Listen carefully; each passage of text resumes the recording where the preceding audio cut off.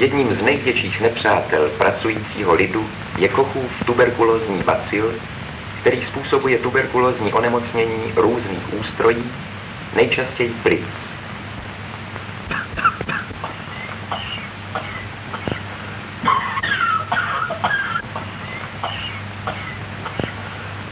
Smutný byl úděl nemocného dělníka.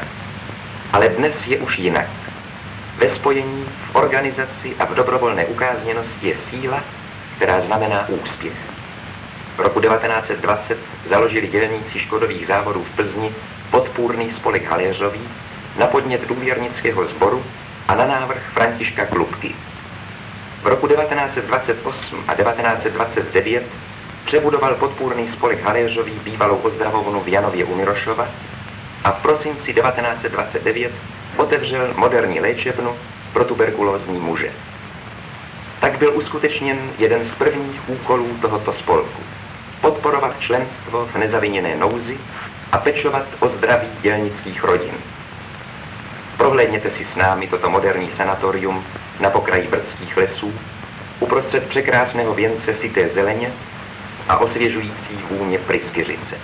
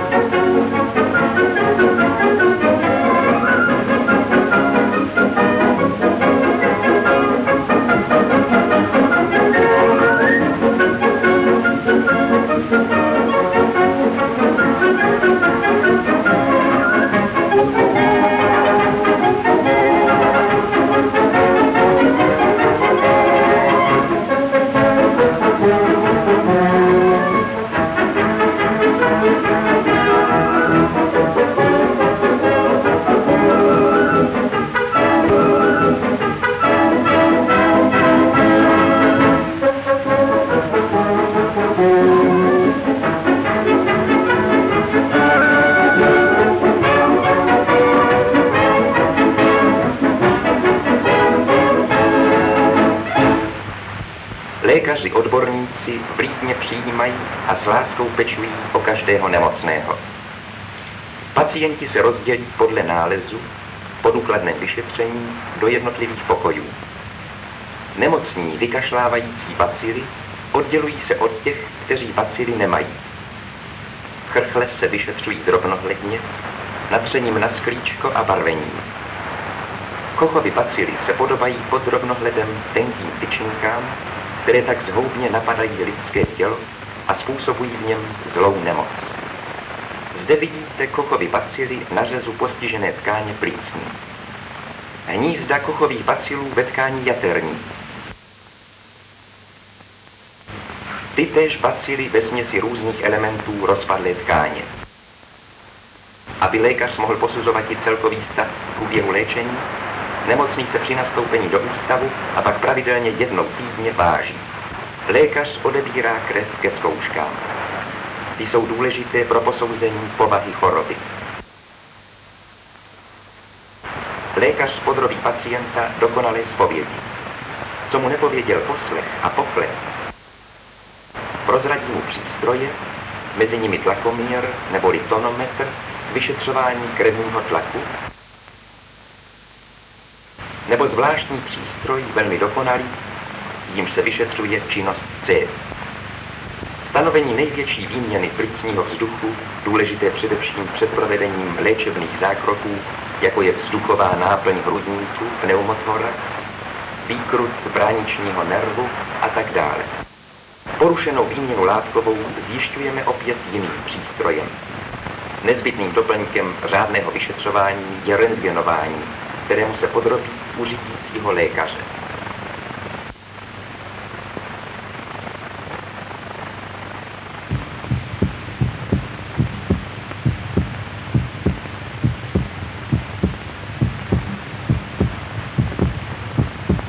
Po celkové prohlídce zhotoví se rentgenový snímek plic.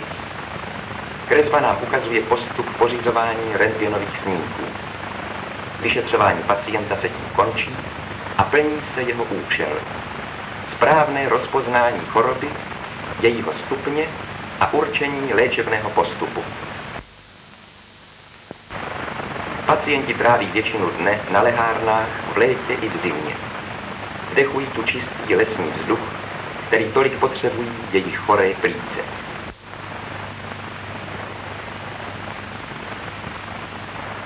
Jenom ti, kterým to dovoluje jejich zdravotní stav, mohou navštěvovat ve stanovených hodinách zábavní místnost.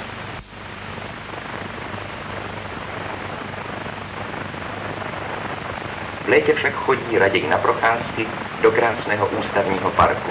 Kromě této podporující složky životosprávy podrobují se vhodné případy zvláštnímu léčení pneumothoraxem a jinými operativními zákroky. Díky pokrokům hygieny klesá tuberkulóza na celém světě rok od roku.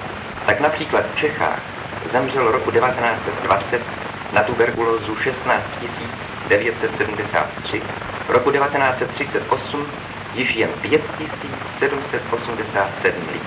Lékařská pomoc zachraňuje před hrozící smrtí řadu nemocných. Chorobný proces postihující horní lalov plicní. Uprostřed zastíněného pole prosvítá vejčité doupě, vyhledané tuberkulózním onemocněním. Je to případ vhodný k léčení pneumothoraxem. Zde pozorujeme zakládání léčivé náplně vzduchové pneumothoraxu. Tímto zákrokem je plíce oddálena od stěny hrudní vzduchovou náplní, čímž dosahujeme potřebného stlačení plíce a jejího klidu, důležitého prohojení pokročilé choroby. Provazcovité srůsty bránící potřebnému stlačení přerušují se elektrickým přístrojem provedením operace. Po přerušení srůstů následuje vydatné stlačení plic a po čase vymizení tuberkulózního doupěte.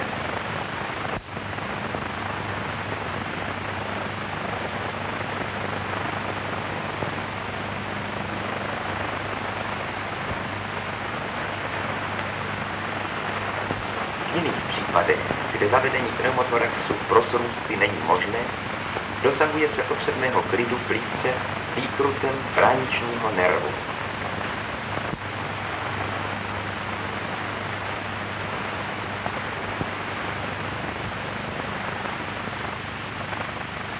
Ústavní inhalatorium. Páry luhačovické vody nebo mentolu konají dobré služby nemocným dýchadlům.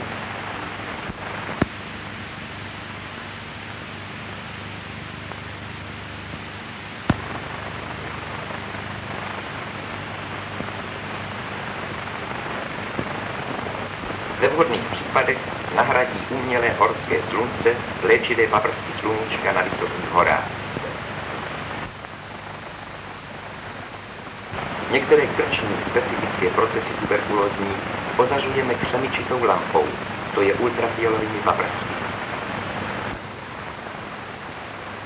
Za účelem přesného rozpoznání choroby a konečného posudku pěstují se tuberkulózní bacily na živých půdách.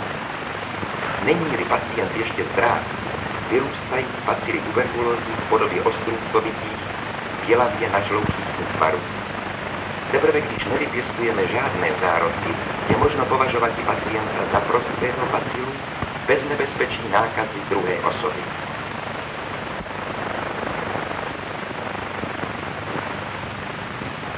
Vydatná strava je základem zdraví. V účelně zařízené kuchyni pracuje vrchní kuchař s cukrářem a ostatními pomocnými zaměstnanci. Aby strava podávaná pacientům byla nezávadná, ochutnává jídlo lékař. Strava je roznášena a podávána v společné jídelně.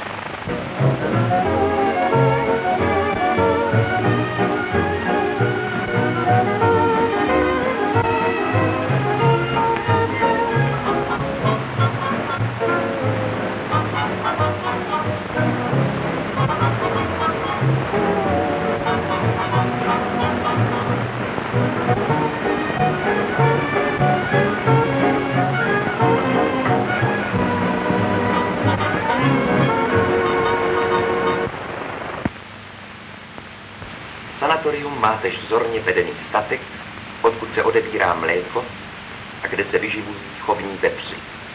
Tak je postaráno z velké části oblastní hodnotnou výživu pacientů i zaměstnanců.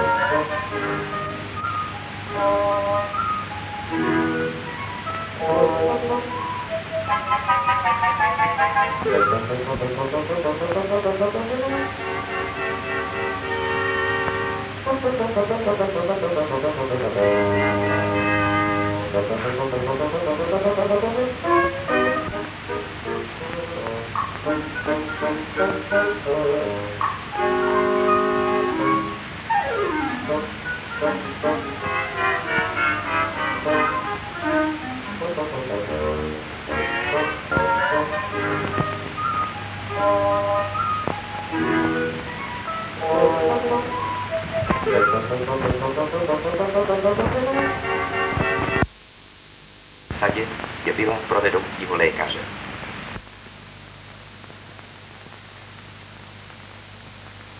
Jednou měsíčně koná se schůze představenstva ústavu, která pečuje o bezvadný provoz sanatoria, a to jak po stránce správní, tak hospodářské.